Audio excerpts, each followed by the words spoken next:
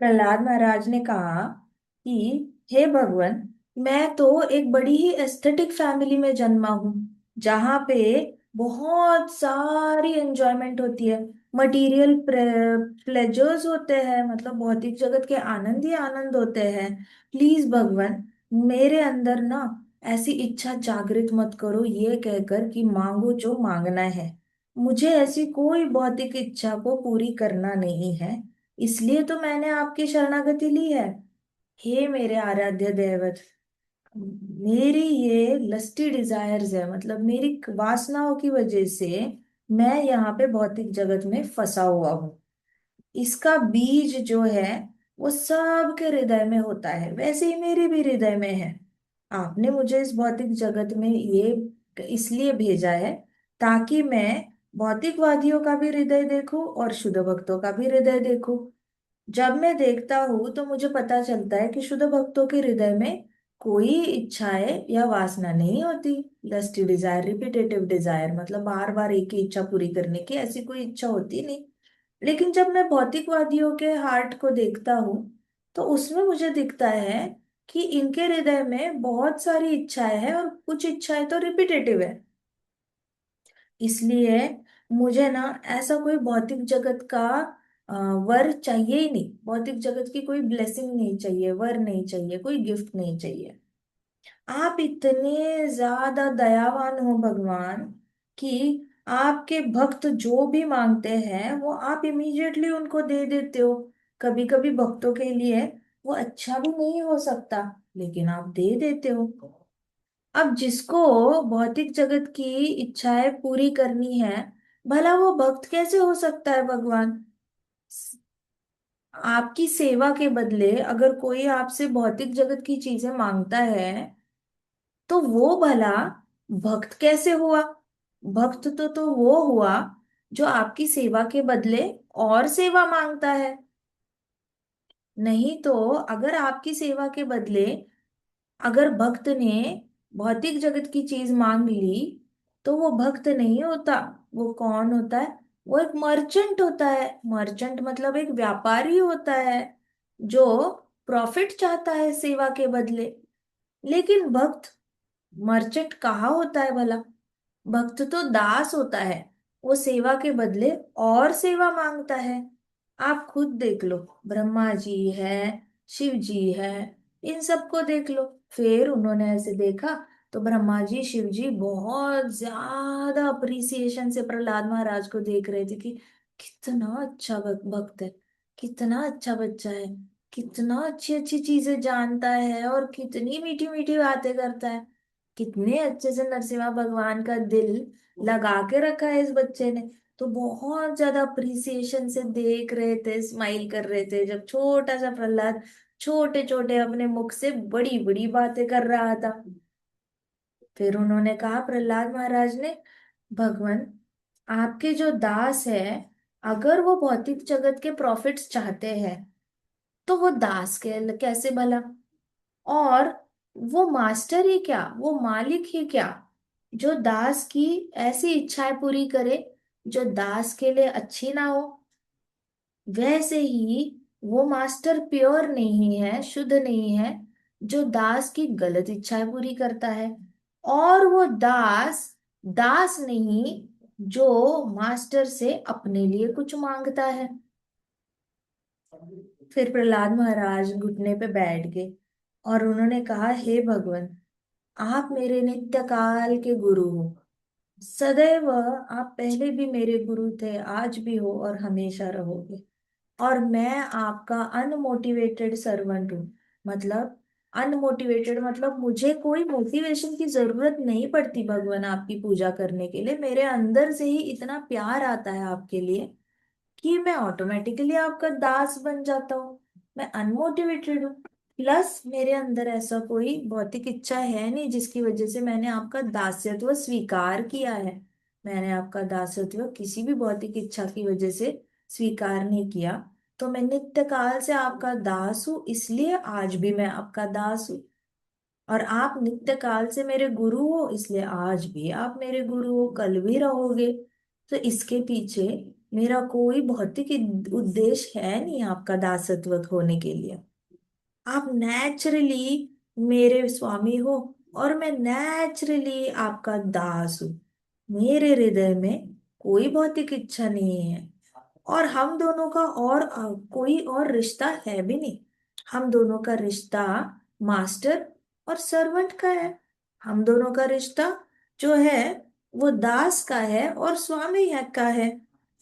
हे नरसिम्हा भगवान, ऐसे ऐसे देखा उन्होंने तो नरसिम्हा भगवान ने बड़े प्यार से ऐसे हाथ ऐसे घुमाना शुरू किया, जैसे ही प्रहलाद महाराज ने अपना रिश्ता रिवील किया। तो हमेशा याद रखना, जब भी आप कृष्णा की पूजा करते हो ना, भागवतम इसलिए पढ़ना ताकि किसी ना किसी दिन आपको अपना रिश्ता पता चले कृष्णा से। बिना रिश्ता पता चले भक्ति आगे नहीं बढ़ती। इसलिए ये मैंडेटरी है, भगवत गीता में शुरुआत में ही बताया गया है कि एक भक्त का मतलब जीवात्मा क्या होती है, भगवान क्या होते हैं और उन दोनों का रिश्ता क्या होता है। ये तीन सवालों के जवाब अगर हमें आ गए ना, तो हम हमेशा हमेशा के लिए ये भौतिक जगत छोड़कर जा सकते हैं, इस जेल से बाहर निकल सकते हैं। लेकिन जब तक ये उत्तर नहीं मिलता हमें कि मैं कौन हूँ, भगवान कौन है और हम दोनों का रिश्ता क्या है, तब तक भौतिक जगत से निकलना मुश्किल है। इसलिए अभी तो आपको भगवत गीता से पता चल गया आप लोग आत्मा हो। आपको कृष्णा कौन है ये भी पता चल गया पहले और सेकंड कैंटो में। अभी रिश्ता पता करना है, किसी किसी को पता चल गया होगा, किसी को टाइम लगेगा पता करने में। लेकिन आपने भागवतम हर रोज सुनना है। सुनते सुनते सुनते सुनते आपको अपना रिश्ता कृष्णा से पता चलता है। अभी प्रहलाद महाराज ने सिर्फ चैंटिंग किया। प्रहलाद महाराज को क्या आता था, एक 5 साल के बच्चा क्या शास्त्र पढ़ेगा। सिर्फ चैंटिंग किया और देखो कितनी बड़ी बड़ी बातें कर रहा है। उसने कुछ नहीं बोला, बस भगवान का नाम लिया, सारा ज्ञान हृदय में आ गया। कौन पढ़ा रहा है, कोई एक बुक नहीं थी नरकलोक में जहाँ पे प्रहलाद महाराज बड़े हो रहे। जिस लाइब्रेरी में पढ़ाई करते थे वहां पे सिर्फ history, geography, economics, civics, mathematics, science, ऐसे सारे सब्जेक्ट्स। कोई एक बुक नहीं कृष्णा विष्णु के ऊपर, विष्णु के ऊपर कोई बुक नहीं थी। कर्मयोग का था, उपनिषद थे, फिर ऋग्वेद, सामवेद, यजुर्वेद, अथर्ववेद सब था।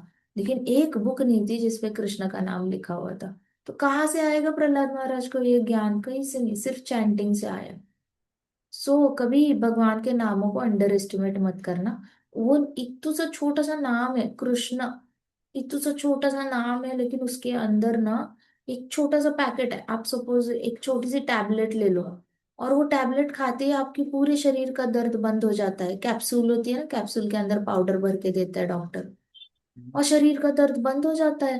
कैसे, अभी माताओं की जब डिलीवरी होती है, बच्चा होता है, तो डॉक्टर ऐसे कैप्सूल देते हैं कि हाय बड़ा वीकनेस फील होगा आपको, आपकी सर्जरी हुई है, ऑपरेशन हुआ है, ये कैप्सूल खाते रहना हर रोज, आपके पास एनर्जी आएगी। वो खून की कैप्सूल होती है, उससे खून बढ़ता है, आयरन बढ़ता है। लेकिन सोचो इतनी छोटी सी कैप्सूल इतने बड़े शरीर को, इतने बड़े शरीर को एनर्जी दे देती है, और माताएं स्ट्रांग फील करती है अपने बच्चे को बड़ा करने के लिए। तो हरि नाम एक ऐसी छोटी सी कैप्सूल है कृष्ण। ये तो छोटू सा कैप्सूल है, इतना छोटा कृष्ण, इतने से स्पेस में भी आप लिख सकते हो कृष्ण। और उसके अंदर भौतिक जगत का भी पूरा ज्ञान बचा हुआ है, आध्यात्मिक जगत का भी ज्ञान है। जितने में आपके ब्रह्मांड नहीं फिट आते ना, अनलिमिटेड ज्ञान उस छोटी कैप्सूल में भरा पड़ा है। इसलिए ये छोटी कैप्सूल को इग्नोर नहीं करना कभी। ऐसे बहुत ज्यादा इंटेलिजेंट नहीं समझना अपने आप को कि मैं तो बहुत इंटेलिजेंट हूँ, मैं तो शास्त्र पढ़ने के लिए बना हूँ। शास्त्र भी पढ़ो, लेकिन शास्त्र पढ़ने से आपका भरोसा हरि नाम पे बढ़ता है। इसलिए आप शास्त्र पढ़ते हो तो क्लैरिटी होनी चाहिए कि हम शास्त्र सुनते क्यों है या शास्त्र पढ़ते क्यों है। अभी प्रहलाद महाराज छोटे से बच्चे से सीखना है कि उनके पास सिर्फ एक फॉर्मूला है, उनके पास ऐसे कोई 10 मार्ग नहीं है भक्ति के। उन्होंने सिर्फ एक मार्ग फॉलो किया, चैंटिंग, वन जा चैंटिंग, चैंटिंग टू जा चैंटिंग, चैंटिंग थाउजेंड जा चैंटिंग, दैट्स ऑल। एक ही मार्ग अपनाया और भगवान प्रकट हो गए उनके रक्षण के लिए। सो इमेजिन, और ऐसा नहीं कि चैंटिंग किया तो उनपे मुश्किलें नहीं आई।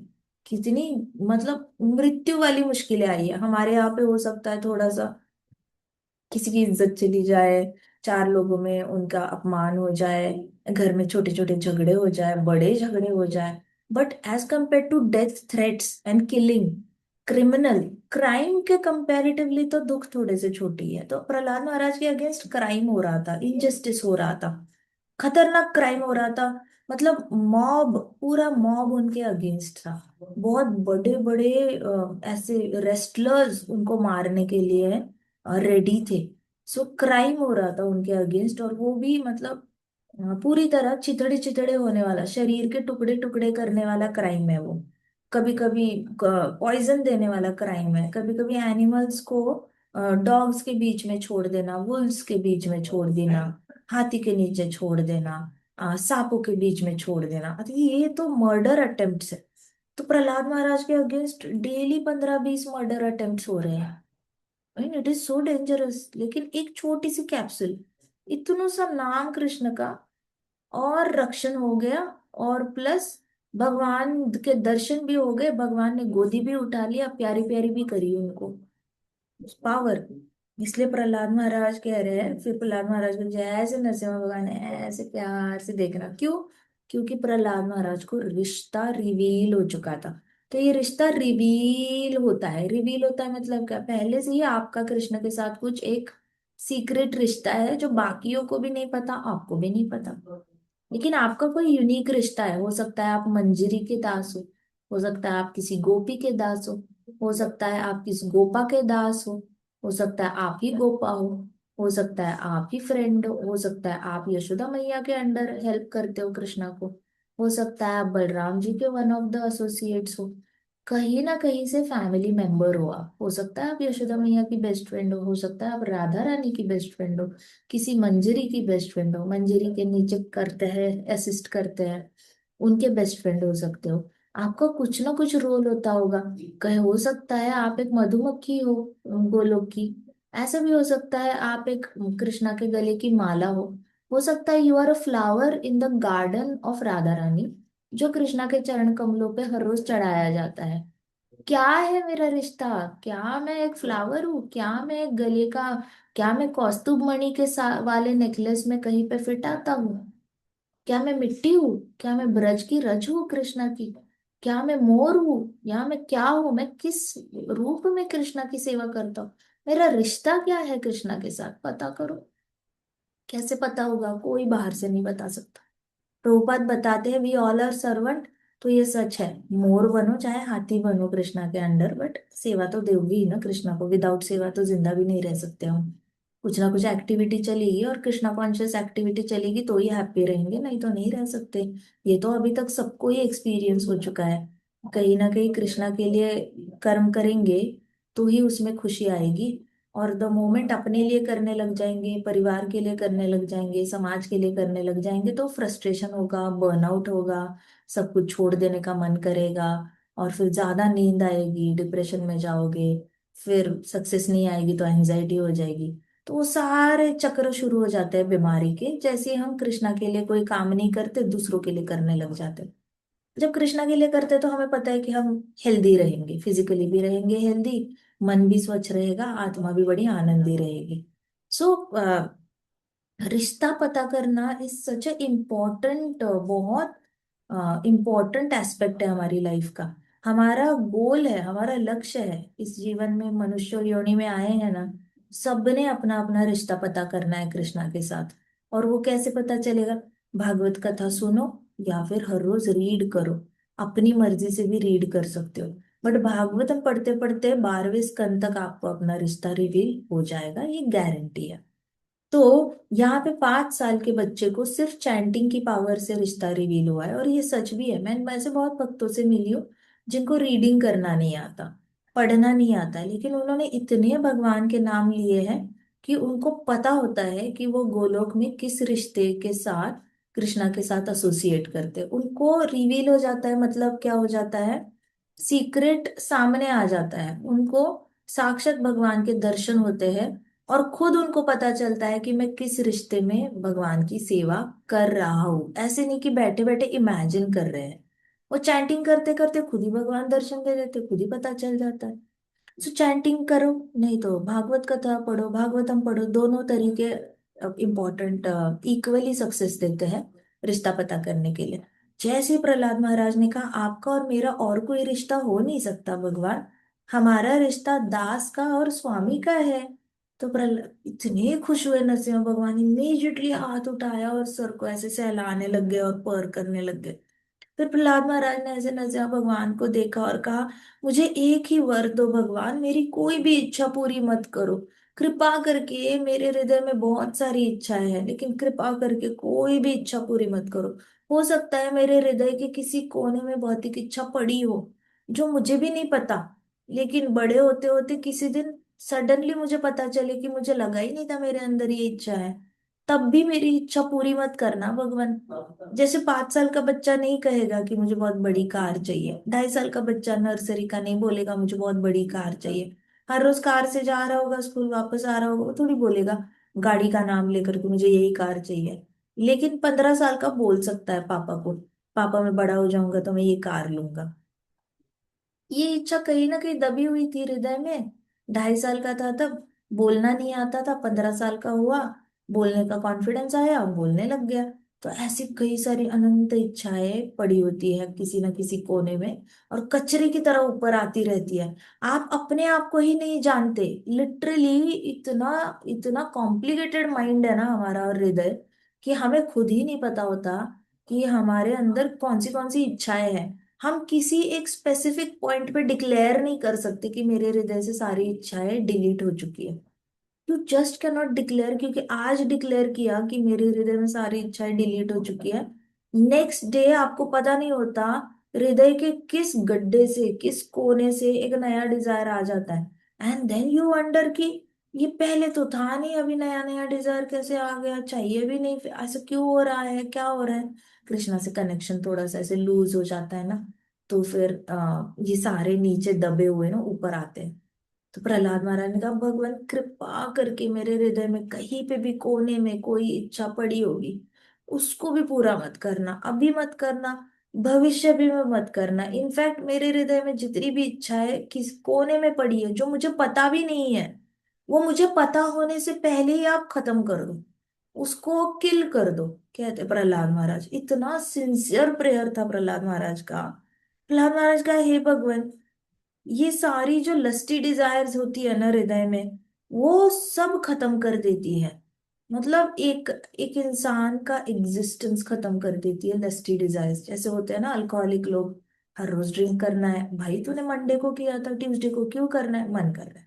तूने कल ही तो चाय पी थी, आज क्यों पीनी है, नहीं मन कर रहा है। कॉफी कल ही पी थी, क्यों पी रहे हो, नहीं मन कर रहा है। अरे तुमने मोमोज भी तो खाए थे, सैटरडे को ही खाए थे, आज तो ट्यूसडे है, क्यों खा रहे हो, नहीं मन कर रहा है। सो ये लस्टी डिजायर्स है कॉन्स्टेंटली, खाने के बारे में भी है, कपड़ों के बारे में भी, मॉल में। और कुछ कुछ लोग होते हैं हर 10 दिन बाद अपना स्टॉक बदलते हैं अपने दुकान में। तो सेम कस्टमर 10 दिन बाद आता रहता है, आता रहता है, वो पहले पूछ के जाता है कि नेक्स्ट लॉट कब आने वाला है। भाई तूने अभी तो शॉपिंग करी है, तेरा बैग भरा हुआ है, तू वापस 10 दिन बाद आएगा, तुझे जाना कहाँ है, 10 दिन तक तू ये नए नए कपड़े पहनेगा भी नहीं, तू वापस आ रहा है खरीदने के लिए। और कुछ लोग तो होते हैं साल के 365 ड्रेसेस खरीद के रखते हैं, 365 शूज के पेयर्स खरीद के रखते हैं और कभी रिपीट नहीं करते। और जैसे ही दिसंबर आता है, ऐसे ऑक्शन पे लगा देंगे, बेच देंगे, और नेक्स्ट ईयर के लिए पूरे साल का खरीद के रख देंगे। ये लोग कभी, कुछ कुछ लोग होते हैं जिन्होंने जिंदगी में अपने कपड़े रिपीट नहीं किए होते, शूज रिपीट नहीं किए होते, कुछ भी नहीं, उनका एक्सेसरी भी रिपीट नहीं करते।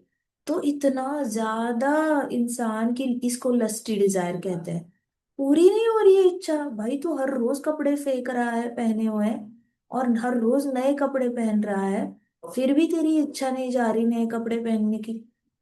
कितना खतरनाक लस्ट है ये तो एक अल्कोहलिक इंसान से भी बड़ी लस्ट है।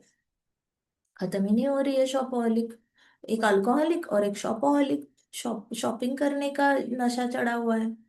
सो प्रहलाद महाराज ने कहा कि हे भगवान, ये जो लस्टी डिजायर्स होते हैं ना, ये सब खत्म कर देते हैं, जन्म पूरा खत्म कर देते हैं।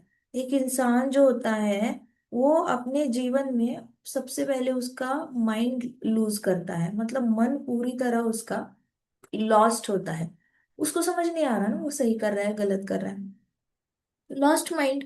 उसके बाद उसके इंद्रिय लॉस्ट, उसको समझ ही नहीं आ रहा कि वो स्किन को कितना प्लीज कर रहा है, और वो स्किन का नौकर बन चुका है। लॉस्ट हो गया है। उसका शरीर भी खत्म हो जाता है लस्टी डिजायर की वजह से। उसकी बॉडी खत्म हो जाती है। उसका माइंड खत्म होता है, उसका इंटेलिजेंस पूरी तरह बर्बाद हो जाता है। फिर उसका ऐश्वर्य खत्म होता रहता है। उसका पैसा वेल्थ खत्म होती रहती है। उसकी शक्ति भी कम होती रहती है। प्लस उसके अंदर की सच्चाई खत्म होती है, वो सच बोलना बंद कर देता है। जितना ज्यादा लस्टी डिजायर्स की पूरी करता है, वो सच बोलना बंद कर देता है। और सच बोलना बंद कर देता है तो नेचुरली उसके अंदर से दया भाव, काइंडनेस और कंपैशन हमेशा के लिए चला जाता है। उसके बाद उसके हृदय से ऑनेस्टी चली जाती है, प्रामाणिकता चली जाती है। क्योंकि ऑब्वियसली झूठ बोलने वाला प्रामाणिक तो हो नहीं सकता। तो सच चला जाता है तो आगे की तीन चीजें चली जाती है। अब जैसी ऑनेस्टी चली गई, उसके अंदर की सहनशीलता चली जाती है। सहनशीलता चली गई तो हर चीज को उल्टा बोलना, हर चीज को उल्टा बोलना, मारना, मुंह तोड़ना। उसके अंदर से धैर्य निकल जाता है। धैर्य निकल जाता है, फिर वो इंसान मरते दम तक तड़प तड़प के मरता है। तो ये लस्टी डिजायर्स शुरू तो कहीं और होते हैं, लेकिन खत्म कहाँ होता है? आपकी मृत्यु, मृत्यु के यहाँ पे ही स्टॉप करती है वो लस्टी डिजायर्स। मतलब क्या? लस्टी डिजायर्स एक ऐसा सांप है, वो अगर काटा ना, तो वो देखो कुछ सांप होते हैं ना। मैंने पढ़ा था यहाँ पे जब हम पोस्टिंग आए थे, तो मैंने एक बुक खरीदी थी स्नेक्स की, क्योंकि जंगल में रहते हैं हम लोग, या फॉरेस्ट है, सुखला फॉरेस्ट। तो यहाँ पे कई सारे सांप होते हैं, तो मुझे लगा मुझे पता होना चाहिए कौन सा सांप हानिकारक है और कौन सा सांप जेन्युइनली काटता है। हम सारे सांपों को तो मारेंगे नहीं, जो हानिकारक है ही नहीं उनको मारने की क्या जरूरत है। तो मैंने सोचा मैं थोड़ा सा स्नेक्स का स्टडी कर लेती हूँ।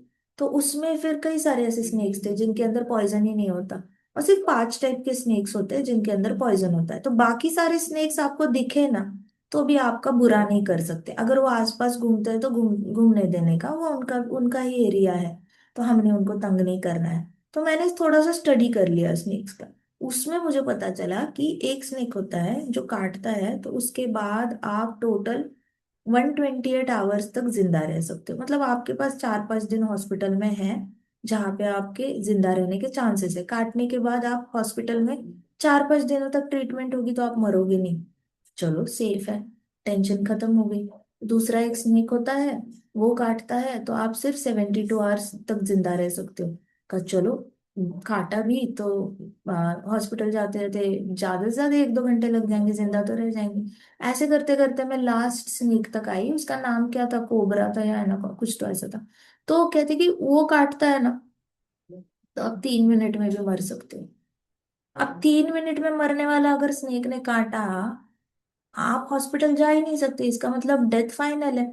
तो उस स्नेक की ज्यादा स्टडी करनी पड़ेगी, उसको कैसे अवॉइड करना है, उसने नहीं आना चाहिए एंड ऑल दैट। सो इस तरीके से ये जो लस्टी डिजायर्स का सांप है ना, वो अगर काटा ना, बचपन में वो काटा, 5 साल की उम्र में काटता है। मम्मा मिल्की बार, मम्मा डेयरी मिल्क, मम्मा लॉलीपॉप, मम्मा पेस्ट्री, मम्मा केक, मम्मा चिप्स, मम्मा मैगी, मम्मा पिज्जा। कॉन्टिन्यूअसली वो सांप काटता है।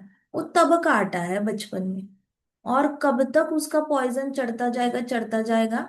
जब तक 80-85 के नहीं होते ना, पॉइजन चढ़ता जाएगा। वो चिप्स का नाम कन्वर्ट हो जाएगा कि हमें पनीर बटर मसाला खाना है। वो फिर उसको आगे और बढ़ता जाएगा, हमें ये भी खाना है, वो भी खाना है, इस कंट्री की डिश खानी है, कॉन्टिनेंटल खाना है, इटालियन खाना है, पता नहीं क्या क्या खाना है। तो नाम बदलेंगे लेकिन डिजायर तो लस्टी डिजायर ही है खाने के लिए। टंग टंग की रिपीटेड डिजायर आ रही है तो ये लस्टी डिजायर ही है। बचपन में मम्मा टॉय दे दो, टॉय दे दो, बड़े होके मम्मा कार दे दो, मम्मा ये दे दो, वो दे दो, उसके बाद बड़े होके मम्मा घर दे दो, ये दे दो, वो दे दो। चलता ही रहेगा, कंटिन्यूअसली चलता जब तक माँ बाप नहीं मरते। मम्मा पापा मर जाओ ताकि आपका घर हमें मिले, मर जाओ आपकी प्रॉपर्टी हमें मिले। बस सेम स्किन को एंटरटेन कर रहे हो, और किस चीज को एंटरटेन कर रहे हो? इंटेलिजेंस को कर रहे हो, माइंड को कर रहे हो।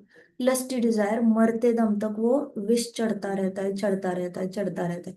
उस विष को बचपन में ही उसको ऐसे खींच के फेंक देना है। जैसे सांप काटता है तो करना क्या होता है, सक करना होता है उस एरिया का। और सक करके क्या करना होता है, ऐसे सक करना होता है और फिर फेंकना होता है। तो पंप आता है एक, आप ऐसे सक कर सकते हो उस पंप से, और फिर वो बॉटल में आ जाता है, स्ट्रॉ में आ जाता है। भाई फेंक दो तो आप जिंदा रह सकते हो, ऐसा कोई बहुत ज्यादा रिस्की है नहीं। बट 3 मिनट से पहले भी जिंदा रहने वाले कई सारे जो जंगल में फोटोग्राफी करते हैं, वीडियोग्राफी करते हैं, वो लोग ये पंप लेके ही घूमते हैं। कोई भी सांप काटा, लगाओ पंप, सक करो पॉइजन, फेंक दो और जिंदा रहते हैं। तो ये लोगों को कोई डर नहीं लगता। ये कैसे भौतिकवादी है, इनको पता है जिंदा कैसे रहना है, वो हम लोगों से इंटेलिजेंट है। हमें पता है हमें लस्टी डिजायर्स का सांप काटा है, 5 साल की उम्र में कर्मयोग शुरू हो चुका है। हम वो विष निकालने की कोशिश ही नहीं करते। वो विष चढ़ता रहता है, चढ़ता रहता है, और हम मंद बुद्धि की तरह वो इच्छाएं पूरी करते रहते भाई। पता चल गया है इच्छा है हृदय में, अब उस इच्छा को मारो। वहीं पे विष उखाड़ के फेंक दो, हर इच्छा पूरी करने की कंडीशन मत डालो। आई इच्छा चली गई, आई इच्छा चली गई, but no, I want to complete it. So lusty desires जो होते हैं, बड़े ही प्रहलाद महाराज ने जर्नी बड़ी लाइन से बताई है। लस्टी डिजायर से पहले माइंड लॉस हो जाता है, सेंसेस चले जाता है, लाइफ चली जाती है, बॉडी चली जाती है, इंटेलिजेंस चला जाता है, ऑपुलेंस चला जाता है, स्ट्रेंथ चली जाती है, ट्रुथफुलनेस चली जाती है, काइंडनेस जाता है, कंपैशन जाता है, टॉलरेंस जाता है, फिर ऑनेस्टी जाती है, ट्रुथफुलनेस जाती है। सारा ही लाइन लाइन से सब कुछ जा रहा है, धैर्य भी जा रहा है, पेशेंस भी चला जाता है। धैर्य चले जाने के बाद फिर आप और ज्यादा झूठ बोलने लग जाते हो, बस खत्म, डेथ आ जाती है। सो फिर उसके बाद आप चीजें छुपाने भी लग जाते हो, एंड देन डेथ आ जाती है। सो लस्टी डिजायर आपको कहाँ लेके जाते हैं, डेथ तक लेके जाते हैं। वो रुकते नहीं है, उनका काम ही है। अब काट लिया ना इसको, इच्छाओं से, इच्छाओं ने काट लिया ना, अब इसका विष चढ़ाओ। अब चढ़ाओ, चढ़ाओ, चढ़ता जाता है, चढ़ता जाता है। एक बार अमेरिका में एक रिसर्च हुआ था कि छोटे छोटे बच्चों को बोला था अपनी इच्छाएं लिखो। तो छोटे छोटे बच्चों ने दो तीन ही इच्छाएं लिखी, एक ही इच्छा लिखी किसी किसी ने, I want to go home. क्योंकि वो थे ही नर्सरी में, उनको पहला दिन था स्कूल का या दूसरा दिन था, क्या चाहिए, I want to go home. किसी ने लिखा था मम्मा, किसी ने लिखा था पापा, किसी ने लिखा था अपनी डॉल का नाम, एक चीज लिखी थी। और वही हार्वर्ड के बच्चों को पूछा क्या चाहिए, अब वो लोग ऑलरेडी इतना अचीव कर चुके हैं, ऐसे आसान तो है नहीं हार्वर्ड यूनिवर्सिटी में एडमिशन मिलना। इतना उनके पास सक्सेस होने के बाद भी इनकी एक छोटी बुक भर गई। उनको इतना करना था, और उसमें भरी हुई थी, ऐसे नहीं था कि मुझे फोन चाहिए, मुझे कार चाहिए, मुझे घर चाहिए, वो तो उनके पास ऑलरेडी होगा ही, उनका भी पता है हार्वर्ड के बाद तो ये पहले सैलरी में ही सब कुछ मिल जाएगा उनको। लेकिन क्या चाहिए था उनको, देश में बदलाव लाना था, किसी किसी को प्लैनेट अर्थ पे बदलाव लाना था। तो ये पूरा इनका समाज कार्य में इनका ये चला गया था। एक पूरी बुक भर गई थी, इतनी इच्छा है। इसको कहते हैं लस्टी डिजायर्स। बढ़ती जाती है, बढ़ती जाती है, और वो मरते दम तक वो पूरे करते रहेंगे, खत्म तो होगा नहीं। तो सुप्रीम पर्सन तो प्रहलाद महाराज ने कहा, हे भगवान, ये लस्टी डिजायर्स जो होते हैं ना, वो मृत्यु मृत्यु तक चलते हैं। इसलिए हे भगवान, आप एक ऐसे रूप में आए हो, आधे लायन और आधे पुरुष। मैं आपको दंडवत प्रणाम करता हूँ, और सबसे पहले आपसे रिक्वेस्ट करता हूँ कि मेरे अंदर से ये लस्टी डिजायर्स निकाल दो। मैं ऐसे मरना नहीं चाहता पूरी सारी इच्छाओं के साथ, सबसे आपको दिखेंगे मेरे हृदय की इच्छाएं, मुझे भी नहीं दिखती मेरी हृदय की इच्छा है। आपको जहां जहां तक दिख जाती है ना मेरी इच्छा है, वो सारी साफ कर दो, मेरे हृदय को पूरी तरह साफ कर दो। तो हम छोटे थे, हमें लगता था किसी का हृदय मैला, हमें कहते थे ना कि हृदय बड़ा मैला होता है, साफ किया करो, राम नाम लिया करो। तो हम पहले लगता था मैला मतलब किसी का बुरा देखना। तो मैं ऐसे, हम बैठते थे सारे कजिन्स, तो हम कहते थे तेरा हृदय मैला है, तू इसका बुरा बोलता है, तेरा हृदय मैला है, तू इसका, तुझे अच्छा नहीं लगता तेरे क्लासरूम में कोई फर्स्ट आता है तो। हम एक दूसरे को ऐसे चिढ़ाते थे बड़ों के डायलॉग्स यूज करके कि दादी बोलेगी अभी तेरा हृदय मैला है, तुझे अच्छा नहीं लगा उसका फर्स्ट रैंक आया। लेकिन तब डेफिनेशन अभी जाके पता चलता है भागवतम के पढ़ने के बाद कि हृदय मैला होने का मतलब क्या है, इच्छाएं। It is not about what you feel for others, it is more about what you want in your life. कितना डेंजरस है ये। मतलब दूसरों के लिए तो फिर भी हम बुरा एक लिमिट में ही सोच सकते हैं कि ए का बुरा हो, बी का बुरा हो, सी का बुरा हो, DEFXYZ तक किसी का बुरा ना हो, इनका सबका अच्छा हो। लेकिन A B और C का बुरा होना ही चाहिए। तो उसमें लिमिट तो है, इतना मैल तो नहीं चढ़ रहा, 3 लोगों के लिए तो बुरा सोच रहे, क्वांटिटी में तो मैल नहीं चढ़ रहा। लेकिन इच्छाओं का मैल कितना है वो मतलब लिस्ट बड़ी होती रहती है, कम नहीं होती।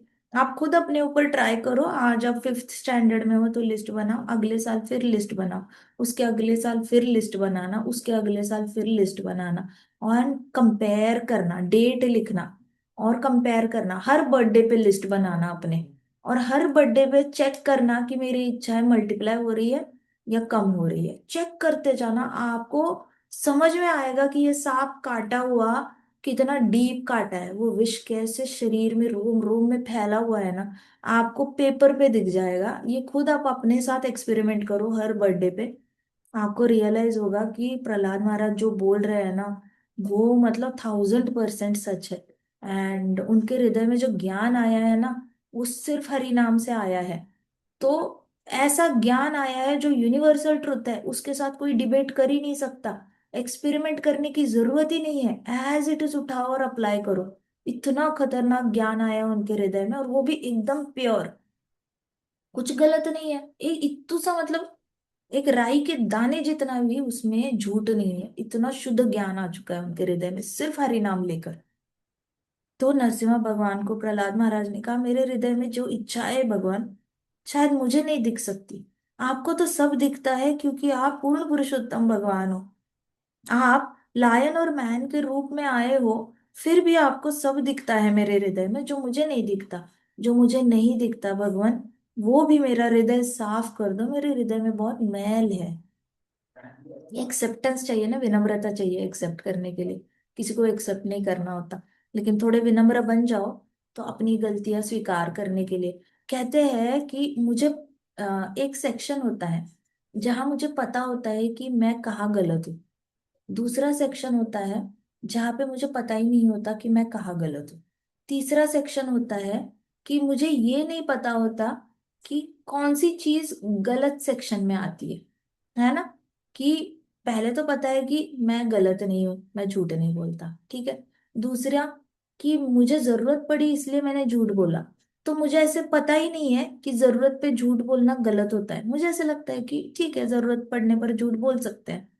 तो ये वाला सेक्शन क्या है, कि मुझे पता नहीं है कि मैं गलत हूँ। ये वाला सेक्शन है, मुझे पता है कि मैं गलत हूँ, अगर मैं झूठ बोलूंगा तो मैं गलत हूँ। यहाँ पे मुझे पता नहीं है कि मैं गलत हूँ क्योंकि जरूरत पड़ने पर झूठ बोला। अब ये वाला सेक्शन है कि मुझे पता ही नहीं है कि गलत होता क्या है, मुझे ऐसे लगता है कि ये सही है। ये तीसरा सेक्शन, तो इसमें तो आपको पता ही नहीं है कि आप गलत हो, गलती होती क्या है इसकी डेफिनेशन ही नहीं पता। जिसने शास्त्र नहीं पढ़े, मनु संहिता नहीं पढ़ी, या फिर गरुड़ पुराण नहीं पढ़ा, भागवतम का 5th canto 6th 7th canto नहीं पढ़ा, उसको समझ ही नहीं आएगा कि गलती के सेक्शन में आता क्या है, क्या क्या त्याज्य है, मतलब कौन सी चीज ऐसे छीक करके फेंक देनी है। उसको पता ही नहीं है कि ये पापों में गिना जाता है। तो कई बार हम उस सेक्शन में होते हैं कि हमें पता ही नहीं होता कि ये पाप में गिना जाता है, और वो पाप हमारे हाथ से हो जाता है, ऑटोमेटिकली हो जाता है, ऑटोमेटिकली। तो प्रहलाद महाराज कहते कि वैसे ही मेरे हृदय में कुछ इच्छा है, मुझे दिखती ही नहीं है, और है तो मुझे ये भी नहीं पता कि वो सही है या गलत है। मुझे ये भी नहीं पता कि क्या वो सच में इच्छाएं मेरे लिए है, या फिर मैं उसके ऊपर ऐसे कोटिंग लगा रहा हूँ कि कृष्णा ये आपके लिए इच्छा है, लेकिन अल्टीमेटली वो मेरे लिए ही इच्छा है। क्या मैं उसको कोट कर रहा हूँ भक्ति से? कि कहते हैं ना लोग, युक्त वैराग्य के नाम पे मोबाइल ले लेते हैं, कहते हैं कि हम मोबाइल पे सिर्फ लेक्चर सुनेंगे हमारे महाराज के, लेकिन महाराज के लेक्चर्स रह जाते हैं मेमोरी कार्ड में, और यूट्यूब चलता रहता है दिन भर। तो युक्त वैराग्य के नाम पे गलत इस्तेमाल हो जाता है। तो वैसे हमारे हृदय में इच्छाएं होती है, हम कहते तो है कि ये इच्छाएं युक्त वैराग्य कृष्णा के लिए है, लेकिन एक्चुअली यूज किस लिए हो रहा है, पर्सनल यूज हो रहा है। ये बड़ी खतरनाक चीज है। फिर ये वो सेक्शन है जहाँ पे हमें पता नहीं है कि क्या ये पाप में आता है। आई डोंट नो, मुझे तो लगता था ये पुण्य है, मुझे तो लगता था ये भक्ति है, मुझे तो लगता था ये सही है, बट ये सही नहीं है, ये मुझे पता ही नहीं है। तो मुझे पता ही नहीं कि क्या मुझे पता नहीं है। प्रहलाद महाराज ने कहा, प्रभु मुझे कुछ कुछ चीजें मेरे हृदय की पता ही नहीं है, क्या सही है क्या गलत है, मेरे लिए है, मैं भक्ति कर रहा हूँ क्या कर रहा हूँ। तो आप एक काम करो, भौतिक जगत की सारी इच्छाएं खत्म कर दो मेरे हृदय से, पूरा चकाचक उसको साफ कर दो। आप इतने पावरफुल हो कि आपके पास ही शक्ति है ये सारा खत्म करने की।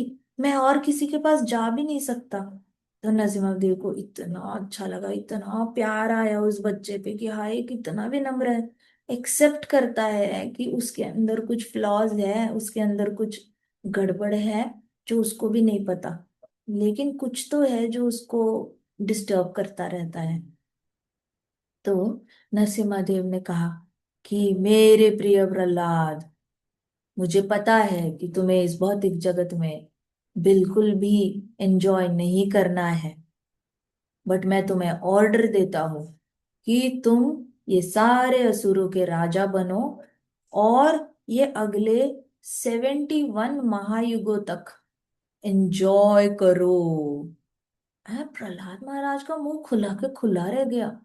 अभी तो बोला था मुझे एंजॉय नहीं करना, अभी तो बताया नरसिम्हा भगवान की मेरे अंदर की सारी इच्छाएं डिलीट करो, आप मुझे वापस ऐसे एनवायरनमेंट में डालना चाहते हो जहाँ एंजॉयमेंट ही एंजॉयमेंट है। मतलब क्या पाप किए मैंने कि मुझे आपसे दूर रहना पड़ रहा है?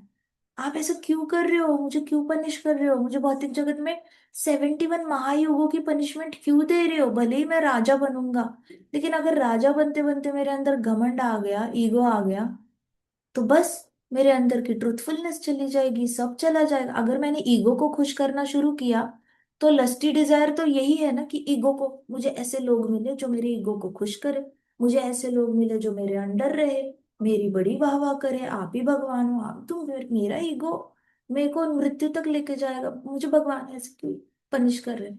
तो प्रहलाद महाराज के अंदर ना काफी थोड़ी सी अपसेटनेस आई कि मांगा कुछ और मिल कुछ और रहा है 71 महायुगों तक। लेकिन प्रहलाद महाराज की आदत थी कि वो आर्ग्यू नहीं करते थे कभी। मतलब उन्होंने अपने पापा को तो फिर भी भगवान की ज्ञान देने की कोशिश की थी, लेकिन वो भगवान को क्या ज्ञान देंगे?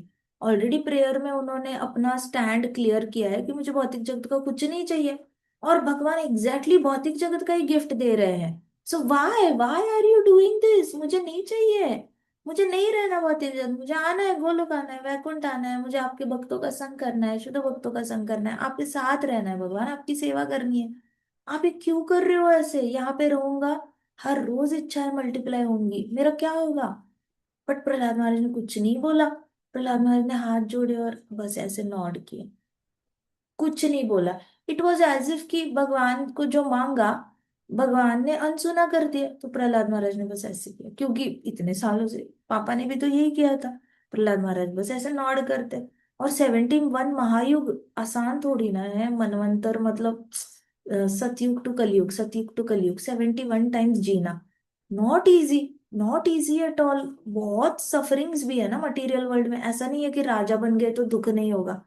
दुख तो आएंगे ना कोई टॉर्चर करेगा, कभी ये रानी आकर झगड़ा करेगी, कभी वो रानी आकर कंप्लेन करेगी, बच्चे आकर कंप्लेन करेंगे, असुर आकर कंप्लेन करेंगे। हाँ, भौतिक जगत की लाइफ आसान थोड़ी होती है। हर फेर से कुछ ना कुछ कंप्लेन्स आती ही रहती है, कुछ ना कुछ प्रॉब्लम्स आती ही रहती है। और एज अ राजा तो आपको और भी ज्यादा कंप्लेन सुननी पड़ती है लोगों की। आप इंडिपेंडेंट नहीं होते, आपके ऊपर सारे लोग डिपेंड होते हैं। हर कोई आके अपनी प्रॉब्लम आपको आपके ऊपर ऐसे फेंक के चला जाता है और एक्सपेक्ट करता है कि आप सॉल्व करो उसको। तो इट इज नॉट इजी, आप दिन रात उसी के बारे में सोचते रहते हो, तो राजा के जीवन बहुत ज्यादा कठिनाई से भरा रहता है। इसलिए उसको बहुत फैसिलिटी दी जाती है, लेकिन राजा के पास कितनी भी फैसिलिटी हो ना, राजा एंजॉय नहीं कर पाता फैसिलिटी, क्योंकि उसके मन में समाज के सारे प्रॉब्लम सॉल्व करने का चक्र घूमता रहता है, तो उसका मन शांत नहीं रहता। तो भौतिक जगत में ये बहुत बड़ा श्राप है राजाओं को, कि आप राजा बनोगे तो भी आपका मन कभी शांत नहीं रहेगा, इट इज वेरी डिफिकल्ट। ये कोड सिर्फ स्वयं हुआ मनु क्रैक कर पाए हैं, और अम्बरीश महाराज क्रैक कर पाए, युधिष्ठिर महाराज, परीक्षित महाराज, ये लोग, परीक्षित महाराज भी काफी सफर कर गए, बट बाकी सब ने तो बहुत अच्छे से बैलेंस की भक्ति और राज्य संभालने। पृथु महाराज ने भी बहुत अच्छे से बैलेंस किया। बट बहुत मुश्किल है, ऐसे आप फिंगर पे काउंट कर सकते हो इतने ही राजा बैलेंस कर पाए। सब नहीं बैलेंस कर पाए, कहीं ना कहीं वो भी फ्लो हो गए डिजायर्स में। तो प्रहलाद महाराज को पता था कि एक राजा का जीवन संपूर्ण ऐश्वर्यों से भरा रहता है, और मिस्टेक्स होने के ज्यादा चांसेस है। इट इज लाइक आपके आसपास मैंने 100 कैडबरीज रखी और मैंने आपको बोला एक भी कैडबरी को हाथ मत लगाना, खाना मत, और फिर हम सब लोग निकल गए वहां से। आप अकेले हो और आपके रूम में 100 कैडबरीज है। कंट्रोल करना मुश्किल होगा या नहीं होगा बताओ? खाना होगा क्या कंट्रोल करना मुश्किल होगा? यस, यस माता जी। होगा ना। ऐसा लगेगा ना, एक टेस्ट करके ही देखते हैं। ये कैडबरी तो कभी देखी ही नहीं है, इसको टेस्ट करके देखते हैं। इसको भी कभी देखा नहीं है, ये कैसी लगती होगी, ये कड़वी है, ये मीठी है, ये खट्टी है, कुछ ना कुछ तो टेस्ट। बट आप ट्राई जरूर करोगे। पैकेजिंग बड़ा अच्छा है। तो भौतिक जगत में पैकेजिंग बड़ा अच्छा आता है। किसी किसी की स्किन बड़ी अच्छी होती है, किसी किसी की आवाज बड़ी अच्छी होती है, किसी की आंखें अच्छी होती है, नाक अच्छा होता है। तो अलग अलग तरीके के पैकेजिंग में प्रलोभन आते हैं। पैकेजिंग पे डिपेंड करता है। तो पैकेजिंग पे अट्रैक्शन बहुत होता है कि ये चेयर दिखने में अच्छी है, ये सोफा दिखने में अच्छा है, ये स्त्री दिखने में अच्छी है, ये पुरुष दिखने में अच्छा है, और ये घर दिखने में अच्छा है। सो पैकेजिंग जितना अच्छा हो उतना ज्यादा अट्रैक्शन। प्रहलाद महाराज को पता था ये तो बहुत बड़े रिस्क है, बट बेचारे क्या बोलेंगे? नरसिम्हा भगवान ने, कृष्णा ने तो जो करना है वही करना है। कृष्णा हमेशा अपनी मर्जी करते हैं। कहाँ उन्होंने कभी यशोदा मैया की सुनी? नहीं सुनी। तो नरसिम्हा भगवान ने जैसे ऐसे बोला, प्रहलाद महाराज ने ओबीडियंस में बस ऐसे सर हिलाया। फिर भगवान को लगा कि इसको एक्सप्लेन करना तो बनता है। बेचारा बहुत सहनशील है, कुछ भी बोलो तो हाँ बोल देता है, बहुत ही अच्छा बच्चा है। तो प्रहलाद, नरसिम्हा भगवान ने बोला, देखो प्रहलाद, ये मैटर नहीं करता कि तुम भौतिक जगत में कहाँ रह रहे हो। तुम जहाँ पे भी रहोगे ना, तुम हमेशा मेरे बारे में सोचते रहोगे और मुझे याद करते रहोगे। इस तरीके से मेरी लीलाओं में हमेशा एब्जॉर्ब्ड रहोगे। Now that was a greatest gift. क्योंकि आप भी अभी यहाँ पे बैठे हो और आप भी लीला सुन रहे हो, तो आप ऑलरेडी ट्रांसपोर्ट हो चुके हो उस लोक में जहाँ पे नरसिम्हा भगवान बात कर रहे हैं प्रहलाद से। तो भले ही हम अर्थ प्लैनेट पे बैठे हैं, बट हम है नहीं अर्थ पे अभी। हम ऑलरेडी प्रहलाद के पास जा चुके हैं और नरसिम्हा भगवान के आसपास ही है हम। और हम देख रहे हैं कि नरसिम्हा भगवान बात कर रहे हैं प्रहलाद के साथ, तो हम ऑलरेडी ट्रांसपोर्ट हो चुके हैं। हम इस शरीर में भी नहीं है फिलहाल, और हम फिलहाल पृथ्वी पे भी नहीं है। तो ये सबसे बिगेस्ट गिफ्ट था कि प्रहलाद महाराज का चेहरा एकदम ऐसे एनलाइटन हो गया कि कहीं पे भी रहो, लेकिन तुम हमेशा मेरे बारे में सोचते रहोगे, मुझे याद करते रहोगे और मेरी लीला में अपने आप को एब्जॉर्ब करके रखोगे। इससे बड़ा गिफ्ट क्या हो सकता है भला? हम, आप खुद देखो, आप जन्माष्टमी में पूरा दिन कृष्ण के जन्म के बारे में सोचते हो। हर रोज कहाँ सोचते हो कृष्ण के जन्म के बारे में? बट अगर हर रोज हम कृष्ण के जन्म के बारे में सोचेंगे तो हमारे लिए हर रोज जन्माष्टमी है।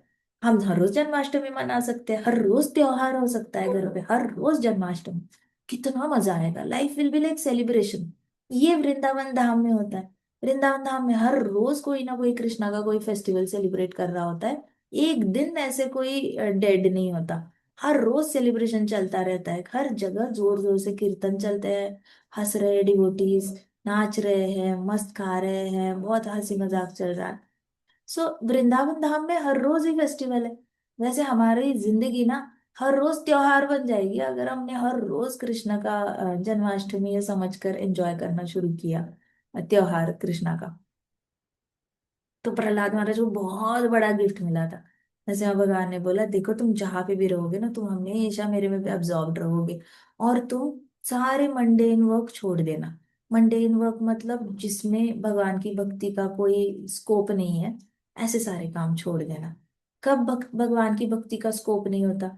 जब आप पैसे के लिए काम करने लग जाते हो तो भगवान की भक्ति का स्कोप नहीं होता। जब आप कृष्णा की सेवा के लिए काम करने लग जाते हो तो वो भक्ति का स्कोप है। सिर्फ पैसे के लिए करोगे तो भक्ति का कोई स्कोप नहीं है। फिर आप जब दूसरों को प्रसन्न करने के लिए काम करने लग जाते हो तो भगवान का कोई स्कोप नहीं है। वो हो गया मंडेन वर्क। लेकिन कृष्णा को प्रसन्न करने के लिए आप दूसरों के साथ काम करते हो, तो वो हो गई भक्त। तो मंडेन वर्क क्या होता है? जिसमें कृष्णा के रिलेटेड कोई टॉपिक नहीं होता, ना इंटेंशन होता है। इंटेंट मैटर्स कहते हैं ना, इंटेंशन होना चाहिए कृष्णा को खुश करने का। अगर इंटेंशन लोगों को खुश करने का है तो आप मंडेन वर्क कर रहे हो। अगर इंटेंशन पैसा कमाने का है तो भी मंडेन कर रहे हो। अगर इंटेंशन आपको खुद को ही खुश करने का है तो भी मंडेन वर्क कर रहे हो। सो इस तरीके से आप किसको खुश करने के लिए काम कर रहे हो? ये बहुत मैटर करता है। क्या आप लोगों की सेवा करना चाहते हो इसलिए काम कर रहे हो? आपको क्लासरूम में खड़ा किया और आपको बोला साइंस का ये चैप्टर पढ़ो, और आपने साइंस का चैप्टर पढ़ना इसलिए अच्छे से शुरुआत की ताकि सारे बच्चे समझ पाए कि आप क्या पढ़ रहे हो, और टीचर बोले वाह वेरी गुड, तो ये हो गया मंडेन वर्क।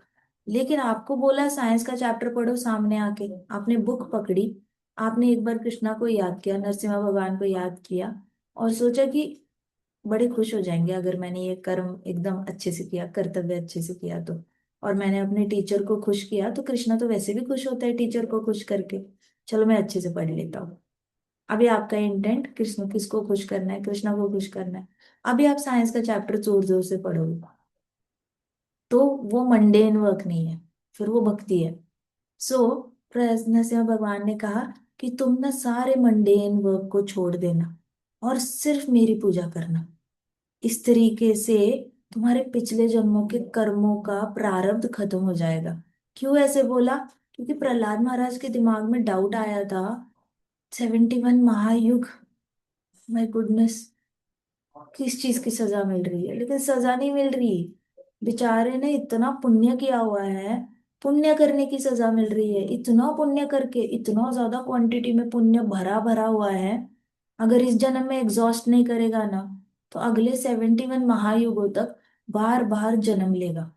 अब जन्म की भी तकलीफ होती है, माँ के गर्भ से बाहर आना आसान तो है नहीं, 9 9 महीने उल्टे लटके रहना गर्भ में वो भी आसान नहीं है। मरना भी पड़ेगा ना, अगले 71 महायुगों तक बार बार जन्म लेगा। हर युग में मान लो एक बार जन्म लिया, तो 71 मल्टीप्लाइड बाय 4 टाइम्स प्रहलाद महाराज को बार बार जन्म लेना पड़ेगा, बार बार मरना पड़ेगा। मरने का भी दर्द बड़ा खराब होता है, खराब मतलब इमेजिन ही नहीं कर सकते, इतना दर्द होता है, अनलिमिटेड दर्द होता है। तो मरने का भी दर्द सहना पड़ेगा, जन्मने का भी दर्द सहना पड़ेगा, बुढ़ापे का भी, और हड्डी दर्द कर रही है, ये दर्द कर रहा है, वो दर्द, बड़ी बुरी हालत।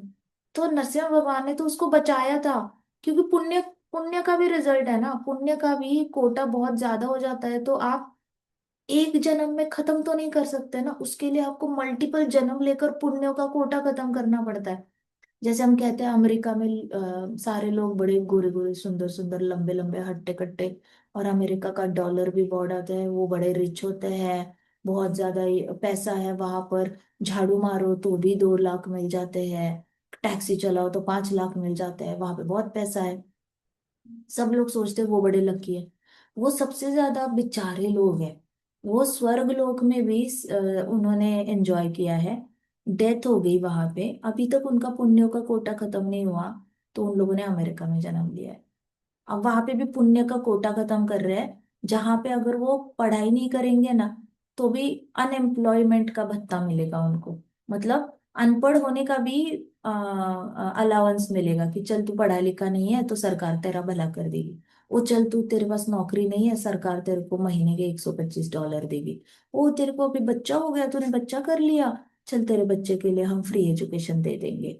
अच्छा तेरी माँ बीमार है, चल फ्री हेल्थ इंश्योरेंस कर देंगे क्योंकि तू गरीबी के लाइन के नीचे है। ये लोग तो बैठे बैठे इनकी सारी रिक्वायरमेंट पूरी हो रही है, देश तो पूरा रिक्वायरमेंट फुलफिल कर रहा है। आप कुछ ना करो तो ज्यादा पैसा आता है, और करने जाओ तो मेहनत करनी पड़ती है, तो कुछ लोग तो जानबूझ के ही गरीबी के नीचे रहते हैं ताकि सरकार के पैसे पे जी पाए।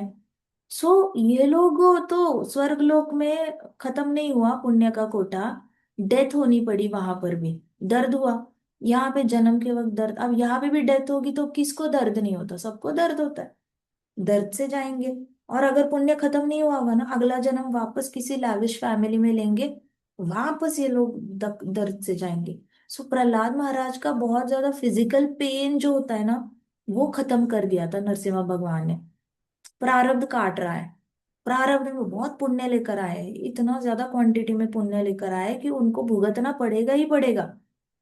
ऐसा कोई नरसिम्हा भगवान का शौक नहीं है कि प्रहलाद महाराज को 71 महायुगों तक टॉर्चर करे, लेकिन उन्होंने लिटरली सिर्फ 1% रिटर्न दिया है। वैसे तो प्रहलाद महाराज का इतना पुण्य का कोटा भर गया है कि उन्होंने जन्म जन्मांतर तक जन्म ले लेकर राजा बनना ही था। अभी राजा तो बनने ही थे, जन्म ही हुआ राजा के घर में, लेकिन और किस राजा के घर में जन्म हुआ है प्रहलाद महाराज का? 14 लोकों में लोकों का राजा है वो, ऐसे नहीं सिर्फ एक नर्कलोक का, 14 लोकों पे रूल करने वाले राजा के घर में लिजिट बच्चा है। लिजिट मतलब बाकी सारे बच्चे दासी के थे, और प्रहलाद महाराज कयादू का, मेन रानी का बेटा। लिजिट बच्चा मतलब अगर हिरण्यकशिपु को कुछ हो जाता है तो 14 लोकों के स्वामी प्रहलाद महाराज। सो इतना ज्यादा जन्म से ही पुण्य लेकर आया है बच्चा, लेकिन खत्म नहीं हो रहा पुण्य, खत्म नहीं हो रहा। उसने तो ऐसे 71 × 100 करो, इतने महायुग रिपीट करके आना ही आना है, इतना पुण्य है। तो भगवान ने सिर्फ 1% रिटर्न किया है, 99 टाइम्स तो कैंसिल करके दिया है। और 1 टाइम दिया है, उसमें भी कोई मृत्यु नहीं है। 71 महायुगों तक कोई मृत्यु नहीं होगी, होगी नहीं, एंड कंटिन्यू करेंगे। और उसमें भी और एक गिफ्ट दिया कि जितने दिन भी तू रहेगा ना, तू मुझे कभी भूल नहीं पाएगा, तू हमेशा मेरी लीलाओं को याद करता रहेगा प्रहलाद। और जब तू ऐसे करेगा ना मेरी पूजा, तब जाके तेरे प्रारब्ध सारे खत्म हो जाएंगे। तुझे प्रारब्ध खत्म करने पड़ेंगे, नहीं तो तेरे को पुण्य का कोटा खत्म करने के लिए वापस अगले महायुग लेने पड़ सकते हैं। सो प्रहलाद महाराज को पूरा इक्वेशन समझ में आ गया, और उनको इतना साई ऑफ रिलीफ फील हुआ, उनको ऐसा लगा बच गया।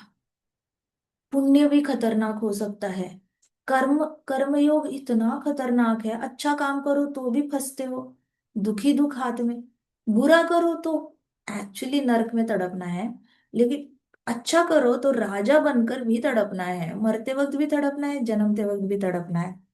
अनलिमिटेड दर्द है। तो नरसिम्हा भगवान ने कहा तुम ना, मैंने जो बताया है वो हमेशा याद रखना, और सारे शास्त्रों का अच्छे से पालन करना, शास्त्रों के रूल्स को हमेशा पालन करना। और जब तुम्हारे पिछले जन्म के सारे कर्म खत्म हो जाएंगे ना, जब टाइम आएगा ये बॉडी छोड़ने की, तब तुम मेरे पास वापस लौट के आ जाना, मैं वहां पे रहूंगा। लेकिन मेरे प्रिय प्रहलाद, कभी भी, कभी भी तुम मुझे भूल नहीं पाओगे, तुम हमेशा मुझे याद रखोगे। और तुम्हारी कीर्ति जो है वो सारे ब्रह्मांडों में अनंत काल तक चलती रहेगी, अनंत काल तक भक्त तुम्हारी कथा करेंगे, अनंत काल तक तुम्हारी कथा करके भक्त अपने प्रारब्ध खत्म करेंगे। तुम्हारी कथा सुनकर, तुम्हारी लीलाओं का गुणगान करके सारे ब्रह्मांड के भक्त जो है वो अपने प्रारब्ध से मुक्त हो जाएंगे। तुम्हारे नाम में शक्ति आ जाएगी, तुम्हारा नाम लेकर भी उनका प्रारब्ध खत्म होगा। तुम अनंत काल तक मेरे दास करके जाने जाओगे। जब तक मेरा नाम लिया जाएगा तब तक तुम्हारा भी नाम लिया जाएगा। और प्रहलाद महाराज की आंखों में आंसू आ गए, प्रहलाद महाराज रोने लग गए, इतने ज्यादा आंखों में आंसू, उनको ना हैंडल ही नहीं हो रहा था कि इतना प्रेम करते हैं भगवान। मतलब मेरी इतनी बड़ी गलती है कि मैं इतना पुण्य कर बैठा हूँ, और देखा जाए तो मुझे बहुत बार जन्मना चाहिए और बहुत बार मरना चाहिए, क्योंकि मेरे अंदर कभी ना कभी तो ईगो को सेटिस्फाई करने की बहुत इच्छा रही होगी, तभी मैंने इतने पुण्य किए अपने आप को हैप्पी करने के लिए। लेकिन नरसिम्हा भगवान मुझे पनिश भी नहीं कर रहे हैं कि मैंने इतना अपने आप को खुश करने के लिए इतना पुण्य किया है। पनिश करने की जगह मुझे और ब्लेसिंग्स दे रहे हैं, मेरा नाम अपने से जोड़ रहे हैं, अनंत काल तक मेरा नाम भक्तों को जोड़ रहे हैं। प्लस मेरी लीला सुनकर अगर भक्तों का प्रारब्ध खत्म हो रहा है, तो मुझे पर्सनली जाके उनकी सेवा करने की जरूरत ही नहीं, मेरा नाम सुनकर ही उनका प्रारब्ध खत्म हो रहा है। मेरे से सेवा हो रही है, मेरे से वैष्णव सेवा हो रही है। तो प्रहलाद महाराज की आंखों में आंसू आंसू आंसू, रोने लग गए। और उन्होंने कहा कि भगवान मुझे और कुछ मांगना है आपसे। अरे ऐसे करके मरमर किया तो नरसिम्हा भगवान ने बोला क्या हुआ, क्या बोल रहे हो। देवताओं ने भी बोला क्या बोल रहा है। अब देवता आपस में क्या कहा, क्या कहा। नरसिम्हा भगवान ने बोला क्या है, बोलो जोर से बोलो। प्रहलाद महाराज ने कहा मेरे पापा से बहुत पाप हुए हैं, प्लीज उनके अगेंस्ट कोई एक्शन मत लेना।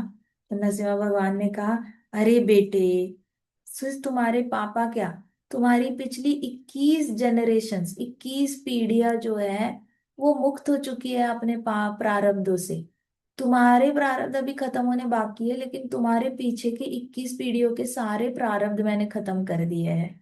उनके ऊपर कोई रिएक्शन नहीं आएगा, ना पुण्य का रिएक्शन आएगा उनको, ना मैं पुण्य पे एक्शन लूंगा ना पाप पे एक्शन लूंगा।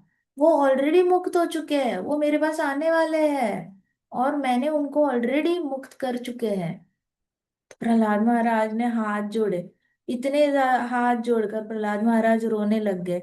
फिर नरसिम्हा भगवान ने जैसे रोने लग गया बच्चा, ऐसे उड़ाया गोदी में और ऐसे ऐसे थपथपाने लग गए, ऐसे थपथपाने लग गए कि तुम चिंता मत करो, तुम्हारी फैमिली पे किसी पे भी कोई एक्शन नहीं होगी। प्रहलाद महाराज ने कहा मैं तो असुर कुल का हूँ, तो भी कोई एक्शन नहीं होगी। पिछली सारी 21 पीढ़ियां जो है वो मेरे पास आ रही है, ना पुण्य का एक्शन लूंगा ना पाप पे एक्शन लूंगा, किसी भी चीज पे एक्शन नहीं लूंगा, चिंता मत करो। और प्रहलाद महाराज रोए जा रहे हैं, रोए जा रहे हैं, और नरसिंह भगवान उनको शांत किए जा रहे हैं, शांत किए जा रहे हैं।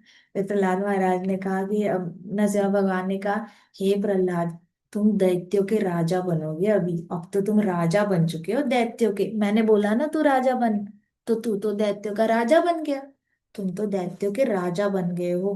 अभी मेरे जो भक्त है ना उनके अंदर कोई ईर्ष्या नहीं होती, और वो सारे अच्छे गुणों से डेकोरेटेड रहते हैं, तो तुम भी ऐसे ही बनोगे राजा, देखना। तुम्हारे हृदय में कोई भी ईर्ष्या नहीं होगी किसी के खिलाफ, और तुम्हारे अंदर सारे देवताओं वाले गुण आ जाएंगे, अच्छे गुण आ जाएंगे। तुम मेरे सबसे अच्छे भक्त होने का एग्जाम्पल हो, तुम मेरे सबसे फेवरेट भक्त हो, और सबसे अच्छे भक्त, best of the best devotee हो तुम मेरे, और मैं तुमसे बहुत ज्यादा प्रसन्न हूँ। जो भी तुम्हारे चरण चिन्हों पे चलेगा, जो भी तुम्हारी जैसी भक्ति करने की कोशिश करेगा, वो भी तुम्हारी भांति ही मेरा फेवरेट हो जाएगा।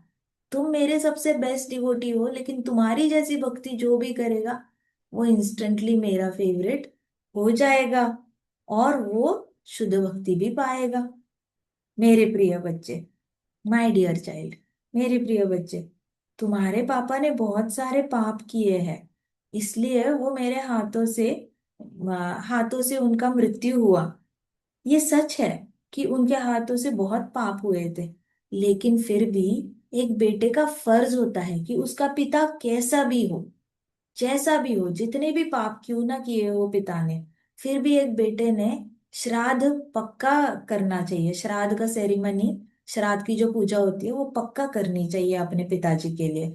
जैसे ही पिता की मृत्यु होती है, श्राद्ध करना चाहिए उनका। तो तुम एक काम करना, अपने पिताजी का श्राद्ध करना, और जैसे ही तुम्हारे पिताजी का श्राद्ध हो जाएगा, तो तुम्हारे पिताजी जो है वो ऊपर, डेड कैन बी, सो इससे क्या होगा, वो ऊपर के लोकों में जाएंगे और वहां से मेरे पास आ पाएंगे।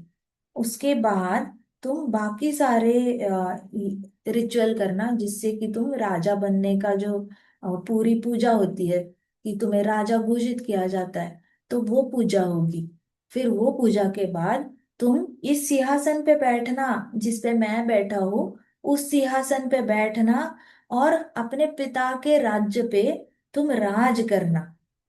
तुम इस सिंहासन पर बैठना, राज करना, लेकिन आसपास की चीजों से अट्रैक्ट मत होना। तुम्हारे आसपास बहुत प्रलोभन होंगे, तुम्हें अट्रैक्ट करने की कोशिश करेंगे, लेकिन तुम डिस्टर्ब मत होना। वो उनका काम है तुम्हें अट्रैक्ट करना, तुम्हारा काम है डिस्ट्रैक्ट नहीं होना। कंसंट्रेशन से पूरी तरह मेरे बारे में सोचना, पूरे कंसंट्रेशन से राजा बनने का कर्तव्य करना, लेकिन अट्रैक्शन से डिस्टर्ब नहीं होना। इसी सिंहासन पे तुम बैठना, और अपना मन हमेशा मेरे चरण कमलों पर लगा के रखना। इस तरीके से तुम्हारे हाथ से कभी भी पाप नहीं होंगे और गलतियां नहीं होंगी। और तो और, हमेशा वेद शास्त्रों के रूल्स को फॉलो करना। वेद शास्त्र जो भी कहते हैं उनकी बात मानना, और उनके रूल्स तोड़ना मत कभी। वेद शास्त्रों में जो लिखा है वैसे ही न्याय करना अपनी जनता के साथ। इस तरीके से तुम अपनी ड्यूटी जो है वो एकदम परफेक्टली करना इस सिंहासन पे बैठकर। तो प्रहलाद महाराज ने हाथ जोड़े। प्रहलाद महाराज अभी चेस्ट पे ऐसे ना, ऐसे सर रख के ऐसे बैठे थे, और फिर उन्होंने हाथ जोड़े और ऐसे ऐसे ऐसे नॉड किया नरसिंह भगवान के यहाँ पे, और नरसिंह भगवान वापस उनके ऐसे सर को सहलाते हुए पर करने लगे, ऐसी आवाज निकालने लग गए। तो फिर से पर करने लगे नरसिम्हा भगवान। तो नरसिम्हा देव को प्रसन्न देखकर सब देवताओं को, और बहुत देर तक ऐसे शांत बैठे रहे दोनों भी। नरसिम्हा भगवान छोड़ नहीं रहे प्रहलाद को। प्रहलाद ऐसा बैठा हुआ है बेबी, वो भी छोड़ नहीं रहा है, उसको बड़ा अच्छा लग रहा है ऐसे चेस्ट पे रिलैक्स करके भगवान के। और भगवान ने पकड़ा है, दोनों भी नहीं छोड़ रहे हैं। फिर ब्रह्मा जी को लगा ये साइलेंस ब्रेक करना तो बनता है, ये बहुत देर से ये दोनों ऐसे बैठे हैं। तो ब्रह्मा जी आए और ब्रह्मा जी ने बोला, ओ आदि पुरुष, ऐसे करके। तो इतनी देर तो नरसिंह भगवान पुअर कर रहे थे, फिर उन्होंने ऐसे देखा ब्रह्मा जी को।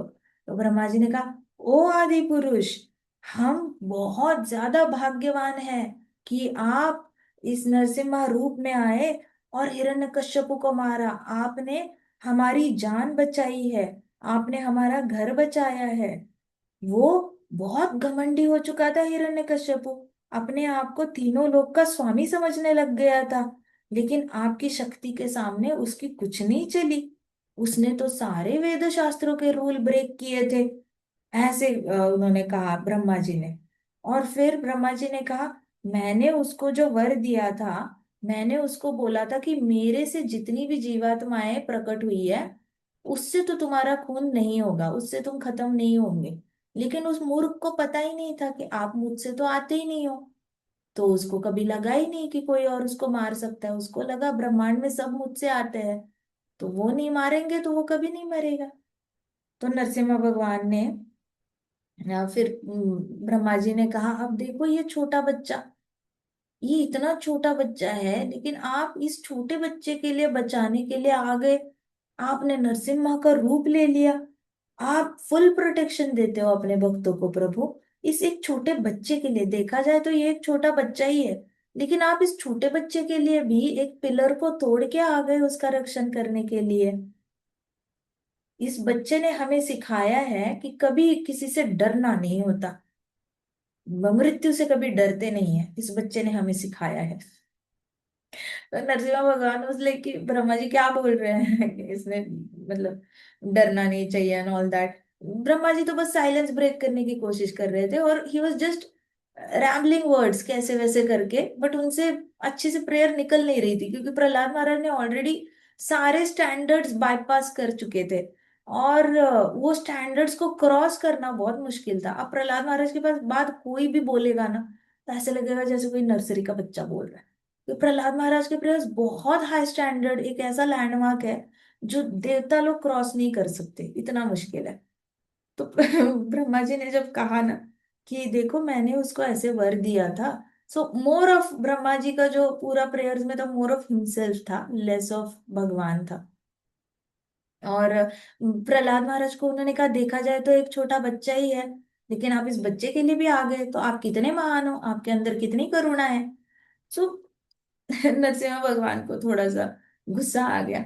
नरसिम्हा भगवान ने ऐसे ऐसे आंखें बड़ी की, आप एकदम सीरियस हो गए और बोला, मेरे प्रिय ब्रह्मा, ये किसी भी सांप को दूध पिलाना डेंजरस होता है। आगे से तुम किसी भी असुर को ऐसा कोई वर मत देना जिससे कि मेरे भक्त परेशान हो। Brahma ji was like- Brahma ji nodded. Brahma ji ने उसके बाद कुछ नहीं बोला, क्योंकि नरसिंह भगवान की आवाज काफी ग्रेव हो चुकी थी, ऐसे सीरियस हो चुकी थी। जितना वो ऐसे प्यार से प्रहलाद को ऐसे थपथपा के समझा रहे थे ना, नहीं बच्चा, किसी भी तेरे पापा पे कोई एक्शन नहीं होगी, पिछली 21 पीढ़ियों पे एक्शन नहीं होगी, तो चिंता मत करना, इस सिंहासन पे बैठना, श्राद्ध करना, सिंहासन पे बैठना, न्याय करना, शास्त्रों का पालन करना, मेरे चरण कमलों पे कंसंट्रेट करके रखना, कोई चीज तुम्हें डिस्टर्ब नहीं करेगी बच्चा, ऐसे करना, ठीक है। और ब्रह्मा जी को, मेरे प्रिय ब्रह्मा, किसी भी उस असुर को आगे से ऐसा कोई वर मत देना जिससे कि मेरा भक्त पछताए, भक्त को तकलीफ हो, ऐसे सीरियसली बोला। तो ब्रह्मा जी ने ऐसे ऐसे नॉड किया। फिर नारद मुनि जी ने युधिष्ठिर महाराज को कहा कि प्रहलाद महाराज तब सोच में पड़ गए कि मैं कैसे पूजा करूं, मैं कैसे पूजा करूं। फिर प्रहलाद महाराज ने offered prayers to lord Brahma ji, क्योंकि ब्रह्मा जी को डांट पड़ी थी ना। तो प्रहलाद महाराज ने फिर ब्रह्मा जी को प्रेयर्स ऑफर करे। उसके बाद शिव जी को भी प्रेयर्स ऑफर किए, सब आए हैं। अभी इट इज लाइक आपके घर पे कोई आएगा तो आप अच्छे से बात करोगे ना, उनको ऐसे नहीं फील करने दोगे कि हम हमारा ज्यादा काम इम्पोर्टेंट है, आप सबको अच्छे से प्यार से बात करके एंटरटेन तो करोगे ही करोगे। तो वैसे ही प्रहलाद महाराज के दरबार में सारे देवता लोग बैठे हुए थे। अभी अभी नरसिम्हा भगवान ने उनको पनिश किया था तो डांटा था। प्रहलाद महाराज ने शिव जी को प्रेयर्स गाए, ब्रह्मा जी को प्रेयर्स गाए, प्रजापति को भी प्रेयर ऑफर किए। और सबको सबको प्रहलाद महाराज ने ऐसे देखा जैसे कि इनके अंदर नरसिम्हा भगवान है। अब प्रहलाद महाराज की नजर ऐसी हो गई थी ना कि प्रहलाद महाराज नरसिम्हा भगवान के अलावा और कुछ उनको दिखाई नहीं दे रहा था। वो जिसको भी देखते उसके अंदर उनको भगवान दिखते, जिसको भी देखते। तो उन्होंने ब्रह्मा जी को भी प्रेयर ऑफर की, तो प्रेयर में यही बोला कि आपके हृदय में नरसिम्हा बसते हैं। शिव जी आपके भी हृदय में नरसिम्हा बसते हैं, इसलिए आप बहुत अच्छे से विनाश कर पाते हो। ब्रह्मा जी आपके अंदर नरसिम्हा भगवान बसते हैं, इसलिए आपके फोरहेड से इतनी सारी स्पीशीज जन्म लेती है। असुर भी आपके ही फोरहेड से आते हैं, देवता भी आपके फोरहेड से आते हैं। हर प्रजापतियों को भी ऐसे ही प्रे किया, इंद्र के लिए भी किया, चंद्र को। प्रहलाद महाराज ने हर डेमिगॉड को एड्रेस करके उनके हृदय में भगवान देखकर उनको प्रेयर ऑफर की। तो किसी ने मुझे एक दिन पूछा था कि क्या बड़ों की रिस्पेक्ट करनी चाहिए क्योंकि वो सिर्फ उम्र में बड़े हैं? तो क्या वो रिस्पेक्ट डिजर्व करते हैं? अगर वो गलतियां करते हैं तो उनकी रिस्पेक्ट क्यों करनी चाहिए? तो क्या किसी की भी उम्र बड़ी हो इसलिए उसकी रिस्पेक्ट करनी चाहिए? तब मैंने उनको इस चैप्टर से बताया था, प्रहलाद महाराज की चैप्टर से उनको आंसर बताया था कि हम कभी किसी इंसान की रिस्पेक्ट नहीं करते, क्योंकि शरीर तो शरीर है ना। हम उसके हृदय में जो परमात्मा बन के बैठे हैं ना, हम उनकी रिस्पेक्ट करते हैं, तो हम उसको हाथ जोड़ते हैं, उनको दंडवत करते हैं। हम उनके हृदय में जो परमात्मा है उसको रिस्पेक्ट करते हैं। अब वो बॉडी चाहे कुछ भी कर रही हो, वो तो वो आत्मा और बॉडी देख लेगी। तो आत्मा का अपनी बॉडी से भी कनेक्शन है। वो आत्मा डिसाइड करे अपनी बॉडी से अच्छे कर्म करने बुरे कर्म करने, वो तो उनका आपस का डिसीजन है ना। आप तो इंटरफेयर नहीं कर सकते। तो आपके घर में जो बड़े बूढ़े हैं, अगर आपको लग रहा है वो गलती कर रहे हैं, तो वो उनकी आत्मा और उनकी बॉडी का कनेक्शन है, वो देख ले अपना अपना। बट इन दोनों के बीच में परमात्मा भी तो है उनके हृदय में। तो आपके पास हमेशा एक रीजन तो है उनको रिस्पेक्ट करने का। आप भगवान को भला कैसे नहीं रिस्पेक्ट करोगे? भगवान तो सबके हृदय में है। तो आप उस इंसान की कभी रिस्पेक्ट नहीं करते। आप छोटे बच्चे को रिस्पेक्ट करते हो तो छोटा है इसलिए नहीं करते। बड़ों को रिस्पेक्ट करते हो तो इसलिए नहीं करते क्योंकि वो बड़े हैं। आप इसलिए करते हो क्योंकि उनके हृदय में भी नरसिम्हा भगवान है। तो प्रहलाद महाराज ने ब्रह्मा जी के भी हृदय में भगवान देखे और सारे देवताओं के हृदय में भगवान देखे। ये नया गिफ्ट आया था प्रहलाद महाराज के पास। हर जगह नरसिम्हा भगवान दिखने लग गए थे। तो ब्रह्मा जी, शुक्राचार्य थे, शुक्राचार्य भी थे, कई सारे ब्राह्मण थे वहां पे। सब ने प्रहलाद महाराज का अभिषेक किया। सब आए आगे और सब ने प्रहलाद महाराज का अभिषेक किया। अभिषेक किया और सब बड़े बड़े थे। तो the king that would be greater, और साहब ने बोला ये राजा अपने पिता से भी बहुत बड़ा और बहुत ज्यादा कामयाब यशस्वी राजा बनेगा। ऐसे करके ये राजा, मतलब प्रहलाद छोटा 5 साल का बच्चा है, गोदी में उठा सकते हो। और जैसे ही उनका राज्याभिषेक हुआ तो उन्होंने कहा ये महाराज अपने पिता से भी ज्यादा नाम कमाएंगे, अपने पिता से भी ज्यादा ऐश्वर्य इनके पास होगा, और अपने पिता से भी ज्यादा भक्ति भाव में सबका ख्याल रखेंगे। ऐसे करके सबने उनके अपने पिताजी से कंपेयर करके उनको महाराज बोलना शुरू किया। पहले तो ऐसे बोल रहे थे ये तो देखा जाए तो छोटा बच्चा है। ब्रह्मा जी ने खुद ही बोला he is just mayor a boy. तो ये तो बस देखा जाए तो एक छोटा बच्चा है, उसके लिए भगवान आप आए हो। लेकिन जैसे ही राज्याभिषेक हुआ, ये महाराज सारे महाराजों में सबसे ज्यादा प्रचलित रहेंगे, ये रहेंगे। और सबने गुणगान गाना, अब सबने प्रहलाद महाराज को प्रेयर ऑफर करना शुरू किया, महाराज महाराज महाराज बोलकर। तो नारद मुनि जी युधिष्ठिर महाराज को बता रहे थे, युधिष्ठिर महाराज इतने खुश हुए, इतने खुश हुए। युधिष्ठिर महाराज इमीडिएटली ही वाज लाइक जय जय जय। और ये कहाँ चल रहा है? शिशुपाल की डेथ हुई है और वहां पे एक ब्रेक लेकर नारद मुनि जी, वो शिशुपाल की डेथ के बाद वो सारा जो यज्ञ है ना, वो वहां की साफ सफाई चल रही है, खून के छींटे पड़े हुए हैं।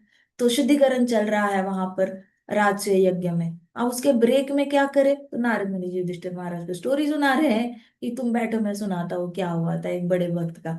तो क्योंकि सबको डाउट हुआ था ना कि अभी यज्ञ करना चाहिए क्या, कैंसिल करे क्या यज्ञ, यहीं पे खून हुआ है। तो नारद मुनि जी वाज लाइक देखो, प्रहलाद महाराज के फादर की डेड बॉडी अभी भी पड़ी हुई है और वहीं पे बेटे का राज्याभिषेक हो रहा है। कौन वेट कर रहा है साफ सफाई के लिए? हो जाएगा, सब होता रहेगा, होता रहेगा, अभिषेक हो सकता है। वैसे ही कृष्णा का राज्याभिषेक हो सकता है। तुम्हारा ये सारा राजसूय यज्ञ हो सकता है शिशुपाल के खून के छींटे ही तो है। भगवान ने तो सुदर्शन चक्र निकाल के उसके सर को कट करके दरवाजे के बाहर फेंका है।